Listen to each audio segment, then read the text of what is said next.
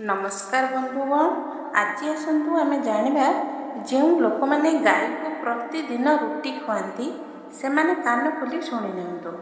गाय को प्रतिदिन रुटी खुआइबा द्वारा कौन लाभ होता है? प्राचीन कालर कथा। थरे भगवान शिव और माता पार्वती दुहे कैलाश पर्वत रे बसी थांती। से समय माँ पार्वती भगवान शिव को कहले, हे स्वामी, मो मनरे किछि जिज्ञासा उत्पन्न होइछि। जदि आपण अनुमति दियंती तेबे मु आपनको पचारिबाकु चाहूछि। तापरे भगवान शिव माता पार्वती को कहले, हे देवी, आपण बिना संकोचरे कहंतु जे आपणको मन केउ प्रश्न जानिबाकु व्याकुल होइछि। सेतिकी बेले माँ पार्वती भगवान शिव को कहले, हे स्वामी, मु पृथ्वी लोकरे मनुष्य मानक नाना प्रकार गायर सेवा करुथिबार देखिछि। केही ताकु रुटी खुआती, केही तार अंग को स्पर्श करती, केही जानिबार इच्छा होइछि जे केही ता सम्मुखरे नमस्कार मध्य करती। मो मनरे ए जानिबार इच्छा होइछि जे गायर सेवा कले मनुष्य को केउ फल प्राप्ति हुए। गाय को रुटी खुआइले केउ पुण्य फल मिले। गायर केउ अंग को स्पर्श कले रोग दूर हुए और गाय को नमस्कार कले मनुष्य को कौन फल प्राप्ति हुए। स्वामी, शेष में मुझे जानवा चाहूँगी जे एसबू कार्य कले मनुष्य को कौन लाभ प्राप्ति हुए। सेतिकी बेले भगवान शिव माता पार्वती को कहले, हे देवी, तुमर प्रश्न अत्यंत गुरुत्वपूर्ण और गंभीर। यही प्रश्न मानकर उत्तर देवा पूर्व आवश्यक जे तुमे गोमातार प्रकृत स्वरूप और तांकर दिव्यता बुझ। जेउठारे गोमातार अस्तित्वर मूल सत्ता जानि न हेउ सेठारे तांकर कार्यर फल जानिबा पूर्ण हेउ नाही। एही कारणरू एबे मो तुमको गोमातार महत्वर विस्तार पूर्वक वर्णना करुछि। आगको भगवान शिव माता पार्वती को कहले, हे देवी, गोमातार स्वरूप संसारर आधार। सृष्टिर प्रारंभ में जेतेबेले प्राणी मानकर पालनर व्यवस्था उपरे विचार हैला, सेतेबेले देवता माने अनुभव कले जे एपरि किछि अस्तित्व दरकार जी निजे पवित्र होई समस्त प्राणी को पवित्रता प्रदान करि परिबो। सेही संकल्परू गौर्जार अवतरण हैला। गोमातार उत्पत्ति प्रकृतिर मूल शक्तिर होइछि। से जन्म होई आसंती नहीं, से अवतरित हुअंती। एही कारणरू गोमातार शरीर देवत्वर स्थान। तांकर अंगरे दिव्य शक्ति माने प्रतिष्ठित। तांक भितरे सेही सात्विकता अछि जहा अन्य कौनसी प्राणी रे दुर्लभ। एही कारणरू गोमाता को पृथ्वी रे धर्मर आधार कहा जाए। तांक बिना धर्म स्थिर रहि पारे नाही और प्राणी मानकर जीवन समतुल रहि पारे नाही। गोमाता भितर पंचतत्वर श्रेष्ठ रूप विद्यमान। पृथ्वीर स्थिरता, जलर शुद्धता, वायुर पवित्रता, अग्निर तेज और आकाशर विस्तार तांक देहरे समाहित। एही समावेश अन्य कौनसी प्राणी रे नाही। एही कारणरू तांक निकटरे रहिबा मात्रे मनुष्यर मन विकार शांत हेबाकू लागे। तांकर चिंताधारा सात्विक हुए और तांकर कर्म समतुल रहे। गोमातार अस्तित्व केवल मनुष्य मानक पई नुहे, समग्र प्रकृति पई आवश्यक। जेउठारे गाय रहिबाकू पसंद करे सेठारे भूमि अधिक उर्वर होई जाए। सेठारे वायुरे सात्विक सूक्ष्म तत्व बढ़ी जाए। सेठारे जल अधिक पवित्र बोली माना जाए। एहारू स्पष्ट जे गौर्जा प्रकृतिर संतुलन शक्ति। आगको भगवान शिव माता पार्वती को कहले, हे देवी, गोमाता संसारर पालन शक्ति। तांको द्वारा दिया जाइथिबा दूध पोषणर प्रथम सार।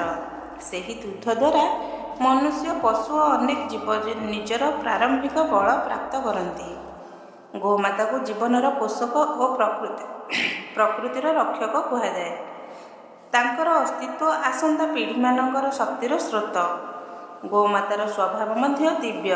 से क्रोध करती नहीं, से काहाकू पीड़ा मध्य दियंती नहीं, काहा सहित शत्रुता रखती नहीं। तांकर स्वभाव क्षमाशील। तांकर दृष्टि शांत ଓ ତାଙ୍କର ମନ ସର୍ବଦା କଲ୍ୟାଣର ଭାବନାରେ ପୂର୍ଣ୍ଣ। ଏହି କାରଣ ଯେ ତାଙ୍କ ଚାରିପାଖରେ ରହୁଥିବା ପ୍ରାଣୀମାନେ ମଧ୍ୟ ଶାନ୍ତ, ସ୍ଥିର ଓ ନିରାମୟ ରହିବାକୁ ଆରମ୍ଭ କରିଦିଅନ୍ତି। ଏହି କାରଣରୁ ଗୋମାତାକୁ ସଂସାରରେ ମାତା କୁହାଯାଏ ଓ ଏହା କେବଳ ଭାବର ନୁହେଁ, ସତ୍ୟର ଶବ୍ଦ। ସେ ପ୍ରାଣୀମାନଙ୍କୁ ଜନ୍ମ ଦିଅନ୍ତି ନାହିଁ, କିନ୍ତୁ ସେମାନଙ୍କର ଜୀବନକୁ ଧାରଣ କରନ୍ତି। ସେ ଘରକୁ ପୋଷଣ ଦିଅନ୍ତି, ଭୂମିକୁ ଶକ୍ତି ଦିଅନ୍ତି ଓ ପରିବେଶକୁ ଶାନ୍ତି ଦିଅନ୍ତି। ଏହି କାରଣ ଯେ ଶତାବ୍ଦୀ ଧରି ଗୋମାତାର ସ୍ଥାନ ଅପରିବର୍ତ୍ତନଶୀଳ ରହିଆସିଛି। ଗୋମାତାର ମହତ୍ତ୍ୱ ଜାଣିବା ପରେ ମାତା ପାର୍ବତୀ ଭଗବାନ ଶିବଙ୍କୁ କହିଲେ, ହେ ସ୍ୱାମୀ, ଆପଣ ଯେଉଁଭଳି ବିସ୍ତାର ଓ ଗମ୍ଭୀରତାର ସହ ଗୋମାତାର ମହିମା ବୁଝାଇଲେ, ସେଥିରୁ ମୋ ମନ ଆହୁରି ଜାଣିବାକୁ ଉତ୍ସୁକ ହୋଇଗଲା। ତେଣୁ ସ୍ୱାମୀ, ଏବେ ଆପଣ ମୋର ପ୍ରଥମ ପ୍ରଶ୍ନର ଉତ୍ତର ଦିଅନ୍ତୁ ଯେ ଗାଈର ସେବା କଲେ ମନୁଷ୍ୟକୁ କେଉଁ ଫଳ ମିଳେ? ଭଗବାନ ଶିବ କହିଲେ, ହେ ଦେବୀ, ଗାଈର ସେବାର ଫଳ ଏତେ ବ୍ୟାପକ ଓ ଗଭୀର ଯେ ତାକୁ ଶବ୍ଦରେ ବାନ୍ଧିବା କଷ୍ଟକର। ଗାଈର ସେବା କେବଳ ଏକ ଦାନ କିମ୍ବା ଏକ କରୁଣାର ରୂପ ନୁହେଁ, ବରଂ ମନୁଷ୍ୟର ଆତ୍ମାକୁ ପବିତ୍ର କରୁଥିବା ସାଧନା। ଯାହାର ହାତରୁ ଗାଈର ସେବା ହୁଏ, ତାର ଜୀବନ ଧୀରେ ଧୀରେ ଶୁଦ୍ଧ ହେବାକୁ ଲାଗେ, ତାର କର୍ମରୁ ଉତ୍ପନ୍ନ ଦୋଷ ଶାନ୍ତ ହେବାକୁ ଲାଗେ, ତାର ପୂର୍ବଜନ୍ମରେ ସଞ୍ଚିତ ପାପର ମୂଳ ଦୁର୍ବଳ ହେବାକୁ ଲାଗେ। ଏହି ସେବା ମନୁଷ୍ୟର ଆତ୍ମାକୁ ସେହି ସତ୍ୟ ଆଡ଼େ ନେଇଯାଏ, ଯେଉଁଠାରୁ ତାର ସମସ୍ତ ଅଜ୍ଞାନ ଦୂର ହେବାକୁ ଲାଗେ। ଗାଈର ସେବା କରୁଥିବା ମନୁଷ୍ୟକୁ ଦେବତାମାନଙ୍କର କୃପା ସହଜରେ ପ୍ରାପ୍ତି ହେବାକୁ ଲାଗେ। ଏହି କାରଣ ଯେ ଦେବମାନେ ଗାଈକୁ କର୍ମର ଭୋଗ ମିଟାଇ ଦେଉଥିବା କହିଛନ୍ତି। ଆଗକୁ ଭଗବାନ ଶିବ ମାତା ପାର୍ବତୀଙ୍କୁ କହିଲେ, ହେ ଦେବୀ, ଗାଈର ସେବା କରିବା ଦ୍ୱାରା ମନୁଷ୍ୟର ଜୀବନରେ 3 ପ୍ରକାର ପରିବର୍ତ୍ତନ ଆସେ। ପ୍ରଥମ ପରିବର୍ତ୍ତନ, ତାହାର ମନରେ ଦୟା ବଢ଼େ। ଦ୍ୱିତୀୟ, ତାହାର ଘରେ ଦୋଷ ଓ ଦରିଦ୍ରତା ପ୍ରବେଶ କରେ ନାହିଁ। ଓ ତୃତୀୟ, ତାହାର ଜୀବନରେ ଭାଗ୍ୟ ସ୍ଥାୟୀ ହୋଇଯାଏ। ତେଣୁ ହେ ଦେବୀ, ଗାଈର ସେବାର ଫଳ କେବଳ ଏକ ଲୋକରେ ନୁହେଁ, ଅନେକ ଲୋକ ପର୍ଯ୍ୟନ୍ତ ସାଙ୍ଗରେ ଚାଲେ। ଏବେ ମୁଁ ତୁମକୁ ଏକ ବିସ୍ତୃତ କଥା କହୁଛି, ଯାହାରୁ ତୁମେ ବୁଝିପାରିବ ଯେ ଗାଈର ସେବା ମନୁଷ୍ୟର ଜୀବନର ଦିଗ କିପରି ବଦଳାଇଥାଏ। ଭଗବାନ ଶିବ ମାତା ପାର୍ବତୀଙ୍କୁ କଥା ଶୁଣାଇବାକୁ ଆରମ୍ଭ କଲେ। ହେ ଦେବୀ, ବହୁତ ସମୟ ପୂର୍ବେ ମଧୁର ନାମକ ରାଜ୍ୟରେ ଜଣେ ବ୍ୟକ୍ତି ରହୁଥିଲା। ତାର ନାମ ଥିଲା ଅର୍ଜୁନ ଦାସ। ତାର ଜୀବନର ପ୍ରାରମ୍ଭରୁ ହିଁ ସଂଘର୍ଷରେ ଭରା ଥିଲା। ସେ ଯେତେ ପରିଶ୍ରମ କଲା, ତାର ହାତରେ ସଫଳତା ଆସୁନଥିଲା। ତାର ଘର ଋଣରେ ଡୁବି ରହିଥିଲା। ବ୍ୟବସାୟ କଲେ କ୍ଷତି, ଚାଷ କଲେ ଖରା, କାହାରି ସାହାଯ୍ୟ ମାଗିଲେ ନିରାଶା ହିଁ ମିଳୁଥିଲା। ଧୀରେ ଧୀରେ ସେ ଜୀବନରୁ ହାରିଯିବାକୁ ଲାଗିଲା। ଦିନେ ସେ ନଗର ବାହାରକୁ ଯାଉଥିଲା। ସେ ରାସ୍ତାରେ ତାକୁ ଜଣେ ଆହତ ଗାଈ ଦେଖାଗଲା। ତାର ପିଠିରେ ଘା ଥିଲା ଓ ଶରୀର ଦୁର୍ବଳ ହୋଇଯାଇଥିଲା। ଅର୍ଜୁନ ଦାସ ପାଖରେ ଧନ ନଥିଲା, କିନ୍ତୁ ତା ହୃଦୟରେ ଦୟା ଥିଲା। ସେ କହିଲା, ମୋ ପାଖରେ ଦେବାକୁ କିଛି ନାହିଁ, କିନ୍ତୁ ସେବା କରିବାର ଭାବ ନିଶ୍ଚୟ ଅଛି।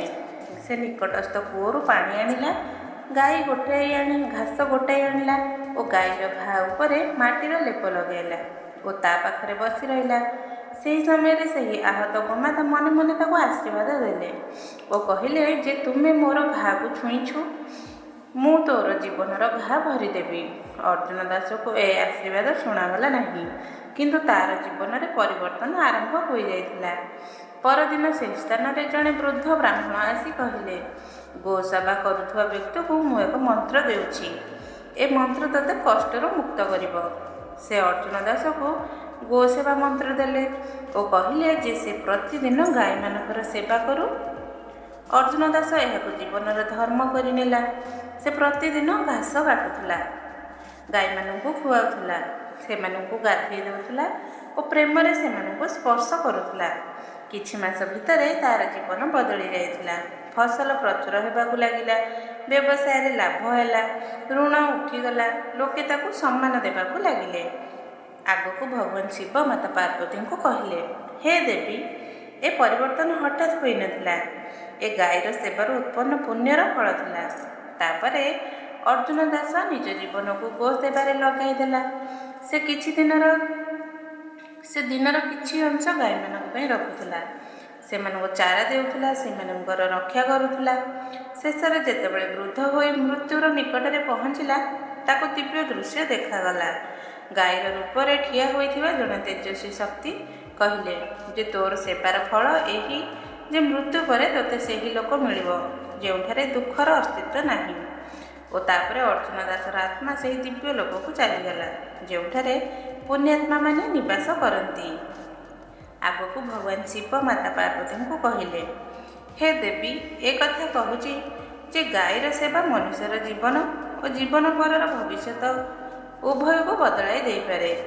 ଯାହାର ହାତରୁ ଗୋ ସେବା ହୁଏ ତାର ଜୀବନରେ ଏପରି ଚମତ୍କାର ଘଟେ ଯାହା କେବଳ ଭାଗ୍ୟ ନୁହେଁ ବରଂ ତାର ପୁଣ୍ୟର ପରିମାଣ। ଆଗକୁ ମାତା ପାର୍ବତୀ ଭଗବାନ ଶିବଙ୍କୁ କହିଲେ, ହେ ସ୍ୱାମୀ, ଆପଣ ପ୍ରଥମ ପ୍ରଶ୍ନର ଉତ୍ତର ଓ ତା ସହିତ ଜଡ଼ିତ କଥାକୁ ଅତ୍ୟନ୍ତ ବିସ୍ତାର ଓ ଗଭୀରତାର ସହ କହିଲେ। ଏବେ ଆପଣ ମୋର ଦ୍ୱିତୀୟ ପ୍ରଶ୍ନର ଉତ୍ତର ଦିଅନ୍ତୁ ଯେ ଗାଈକୁ ରୁଟି ଖୁଆଇଲେ ମନୁଷ୍ୟକୁ କ'ଣ ଫଳ ପ୍ରାପ୍ତି ହୁଏ। ସେତିକିବେଳେ ଭଗବାନ ଶିବ ମାତା ଗୌରୀଙ୍କୁ କହିଲେ, ହେ ଦେବୀ, ଗାଈକୁ ରୁଟି ଖୁଆଇବା କେବଳ ଭୋଜନ ଦାନ ନୁହେଁ ବରଂ ଏହା ମନୁଷ୍ୟର ଭାଗ୍ୟ, ମାନସିକ ଶାନ୍ତି ଓ ଗୃହସ୍ଥ ଜୀବନର ସ୍ଥିରତାକୁ ଦୃଢ଼ କରୁଥିବା କର୍ମ। ଯେତେବେଳେ ମନୁଷ୍ୟ ଗାଈକୁ ରୁଟି ଖୁଆଏ ସେ ନିଜ ହାତରୁ ଅନ୍ନକୁ ପବିତ୍ରତାର ସ୍ପର୍ଶ ଦିଏ। ଗାଈ ରୁଟିକୁ ଗ୍ରହଣ କରି ତାକୁ ପୁଣ୍ୟରେ ପରିଣତ କରିଦିଏ। ଏ ପୁଣ୍ୟ ମନୁଷ୍ୟର ରକ୍ଷା କରେ, ତାର ଘରେ ଅନ୍ନର କଦାପି ଅଭାବ ହେବାକୁ ଦିଏ ନାହିଁ ଓ ତାର ପରିବାରର ଜୀବନରେ ସୁଖର ସଞ୍ଚାର କରେ। ଗାଈକୁ ରୁଟି ଦେବା ଦ୍ୱାରା ମନୁଷ୍ୟକୁ 3 ବିଶେଷ ଫଳ ପ୍ରାପ୍ତି ହୁଏ। ପ୍ରଥମ, ତାର କର୍ମର ବାଧାମାନେ ଭାଙ୍ଗିଯାଏ। ଦ୍ୱିତୀୟ, ତାର ଘରେ ଅନ୍ନ ଓ ଲକ୍ଷ୍ମୀର ସ୍ଥାୟୀ ବାସ ହୁଏ। ତୃତୀୟ, ତାର ଜୀବନରୁ ଅକାଳ ଅଭାବ ଓ ଭୋକର ଭୟ ସମାପ୍ତ ହୁଏ।